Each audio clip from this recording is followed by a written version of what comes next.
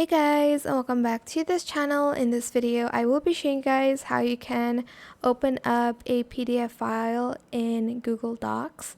So you're just going to convert your PDF to Word first, and then you're going to download that. Then you're just going to open up a blank document on Google Docs, File, Open, select Upload, and drag that Word file in there.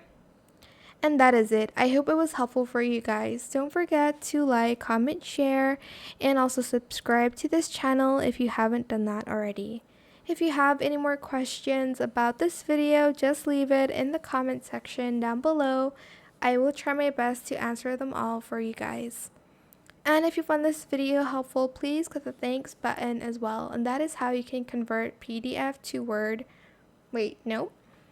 That's how you can open a PDF in Google Docs by converting it first to a Word document. Thank you so much for watching. Bye!